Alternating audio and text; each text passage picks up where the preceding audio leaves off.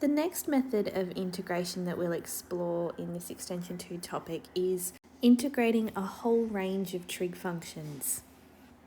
And this summary of those important aspects about trig functions and their relationships to each other is in your work booklets, as you will need it and need to know it well as we are looking to manipulate these trigonometric integrals to be able to integrate them.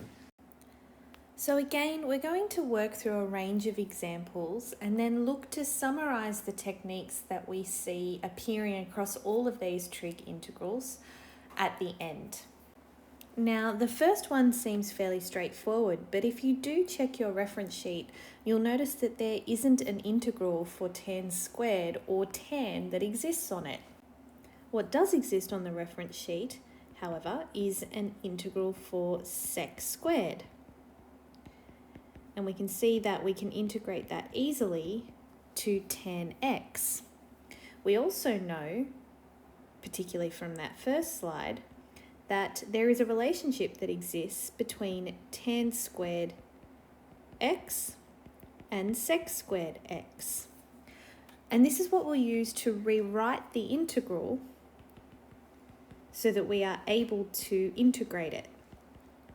So we'll use that identity to rewrite the tan squared as sec squared minus 1, just rearranging that identity. And that means that I now have two separate terms that I can easily integrate with respect to x. Sec squared now goes to tan, negative 1 goes to negative x, and it's an indefinite integral, so we add a plus c. This second integral is a little bit more involved, but works off a similar idea. So the integral for cos cubed doesn't exist explicitly on our reference sheet, so we need to do a little bit of manipulation. We do have an integral that exists for cos x on its own, which means that we could look to factor out cos x that we know we can integrate from that cos cubed function, leaving us with a cos squared x. Now we also don't have a method for integrating a function that is a product. So we are going to still have to look to replace this cos squared x with one of its known trig identities. And there's a range that we can choose from, but the one that's going to be most useful to us is that initial trig identity of sine squared plus cos squared being equal to 1.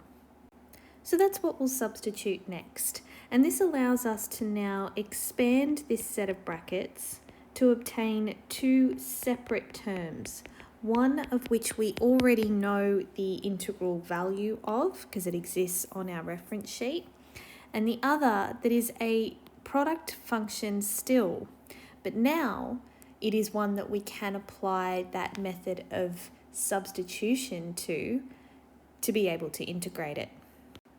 So now let's just consider this section that we're still trying to evaluate, and we'll use the substitution that if u is equal to sine x, because that will give me the derivative here cos x and allow me to replace for cos x dx, and replacing sine squared x with u squared gives me something that is very easy to integrate and then resubstitute into. So we can see now that this highlighted section in blue will evaluate to this integral down here of sine cubed x on 3 plus a constant term. So now that we have that, we can go back and integrate the entire function. So we know that the integral of cos x gives us back sine x. We have just worked out the integral of the second part of this function, which is separated by a negative, so we need to make sure that that negative is part of our answer as well, and plus an overall constant term. Now, interestingly, for question 3, when we had cos cubed x, the first step we did was to factor out the value of cos x that we could integrate. But if we look to do that in this case, we end up with sine x multiplied by sine x, which we can integrate one of them if they exist as a separate function, but we don't have a technique to integrate this product, nor do we have an identity that then allows us to rewrite one of them as we did in the last question. So in this question, this is not the method that we can now go and use. Instead, I need to look to replace sine squared x with a known identity that will allow me to integrate. If I do consider the original trig identity of sine squared plus cos squared equals 1, and I replace sine squared with it, it does allow me to integrate the 1, but I now end up in the same position where I'm trying to integrate cos squared and I don't have a method for it. So that's not the most useful trig identity to go for. So we need to think about some other identities that also have sine squared x in them. And this one for cos 2x is a great example. We can rearrange this identity to find just a value for sine squared x. And the reason that that is so useful is that it does give me two values that I can integrate. A value of 1 and then a value of just cos on its own. So this is the substitution that I'll look to make. Okay, and now going through the process of integration, I can take that constant value of a half out the front and then just consider these two separate parts of my integral, where one will integrate to x and negative cos will integrate to negative sine. But we don't just have sine x, we have sine of 2x.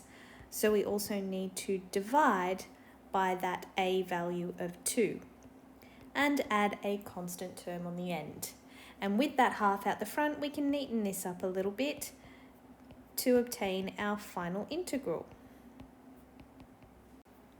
For the next integral, we mentioned before that we don't have an integral on our reference sheet for tan. So the most basic identity that we can use to rewrite tan is to rewrite it as sine x over cos x. The nice part about this is that they are derivatives of each other, and when that's the case, you can look to use substitution to evaluate the integral. And this then makes the integral fall away really quickly. If we let u equal cos x in the denominator, differentiating that gives us negative sine x. So we manipulate the integral again just a little to put that negative in. It allows us to now integrate and cancel out that sine x dx value, turning it into a du and allowing us to integrate 1 on u, which becomes log of u, but the integral is negative, and then resubstitute cos x in place of u.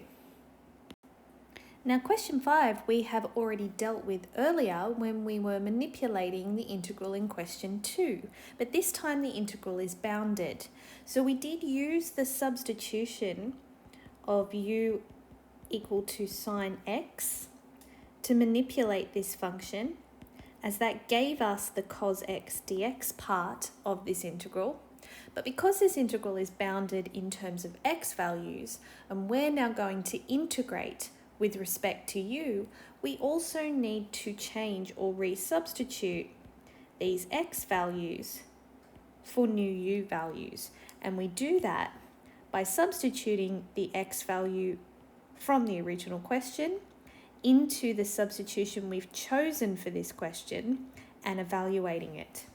So when x is equal to 0 or the lower bound, then we're finding the value of sine of 0, which is just 0. So that bound isn't going to change.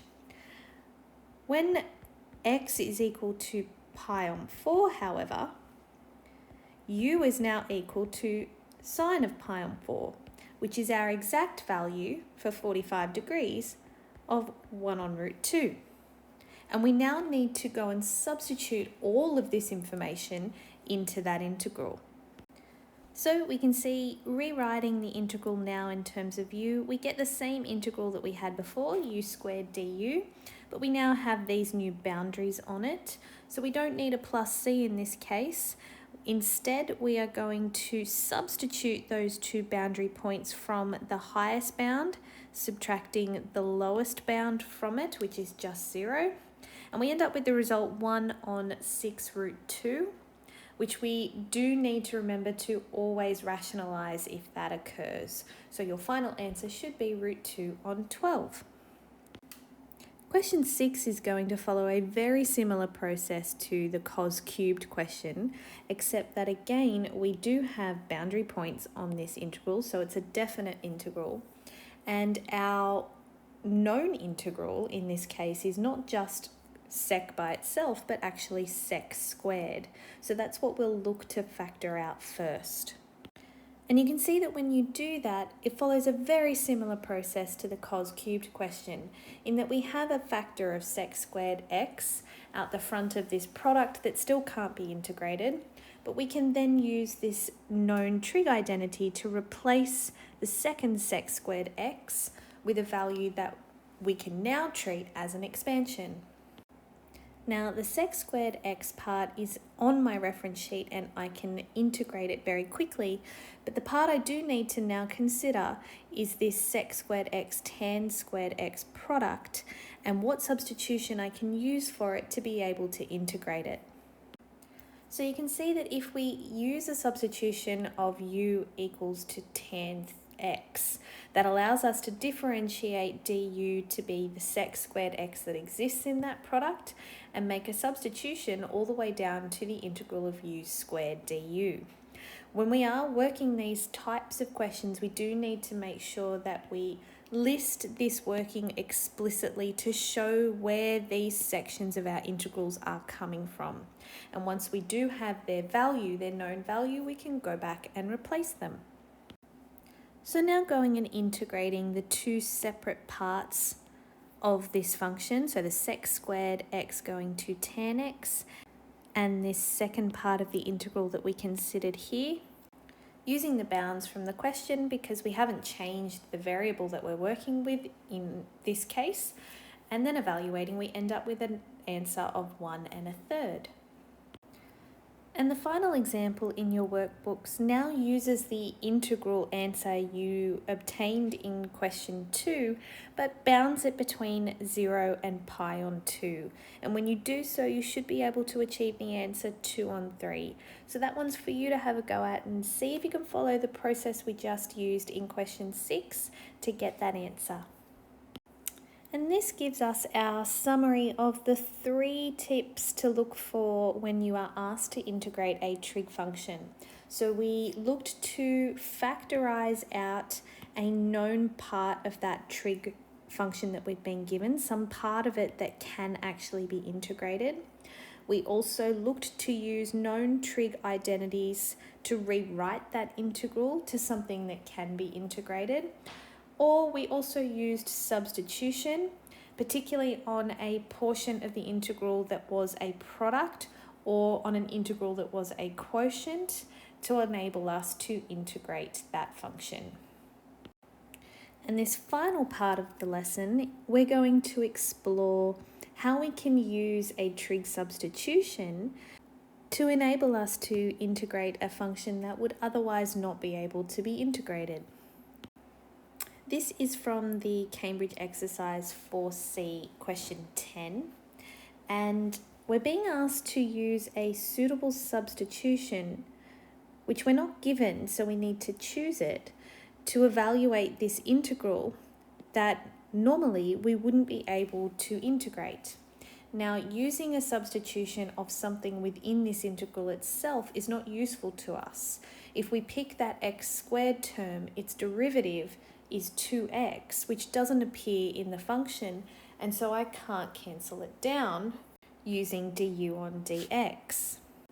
So we need to substitute for something else, and generally when you do have a squared term happening that you're trying to substitute for, the best thing to go for is sine or cos, because they have that property where if you end up with the two of those functions together in your integral as a sum, you can replace it with a known value of 1. Now I've chosen to let x equal 2 sine theta, and that's because of this 4 term here.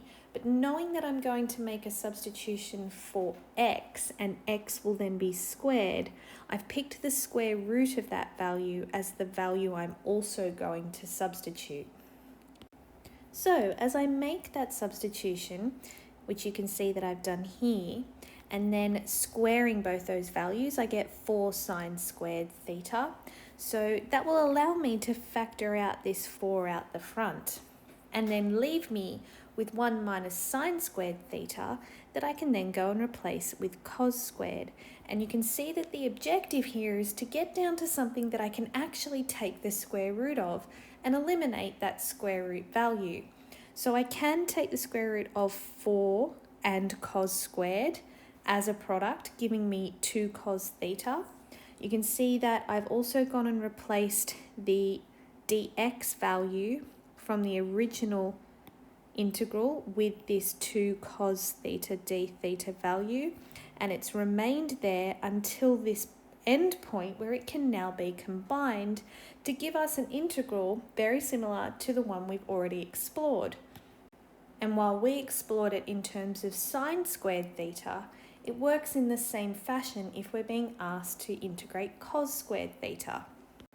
So making a substitution for cos 2 theta, as it's a really nice substitution that does have a value of cos squared in it, we can rearrange that to allow us to substitute for cos squared alone. And then evaluating that integral, we get down to this integral here. But you'll notice that I haven't put these original boundary points on my integral yet, so I am going to need to go back and reevaluate those, as I've now changed my integral from being in terms of x to being in terms of theta. So I need to find these x boundary points in terms of theta as well. So now going and replacing our original substitution over here with those 2 different x values. So when x is equal to 1, and then solving this for theta, we end up with sine theta equals a half. So that's an exact value of 30 degrees, or pi on 6. The same when we substitute our value of 2, we end up solving for sine theta being equal to 1, which is an exact value of 90 degrees. And then going and putting those boundaries on this integral here that we evaluated, and you can see that I have simplified it a little bit by multiplying the 2 and the half, and then also expanding that 2 against the theta. Substituting in our new boundary points, we get all these beautiful exact values, and it does simplify very nicely to the expression we've been given in the question. Geometrically, this function that's given to us here is a semicircle with a centre at the origin and a radius length of 2, as you can see drawn here. And the boundary points that we've been given mean that we are being asked to find the area underneath this curve between the x values of 1 and 2. So we're being asked to calculate this area in here. Now the tricky part about this is not easily manipulated from the area of a circle formula, because it's not a semicircle or a quadrant that's easily obtained. It's also not even a whole sector, although we can consider this section in here to be a sector itself with a radius length of 2, but an unknown angle that does have this triangular section here cut away from it. And so that is the geometric method we can use to calculate the area. So to calculate the area of that sector, we do need to know the angle that it's making at the center of this circle. We need to know how much of the circle this sector is equal to. So we can take that from that red triangle and just use right-angled trig to obtain it. And that gives us that theta is 60 degrees, or pi on 3, and therefore the area of the sector using our radians formula r theta is 2 pi on 3. Now all we need is to cut away from that the area of our triangle, which we know the base length of, and we just need to know its vertical height. And again, using that triangle and Pythagoras' theorem, we'll be able to get the area of that triangle. And then putting those two things together, again, we get the required area. So a tricky question, but once you see it, it's actually not too bad.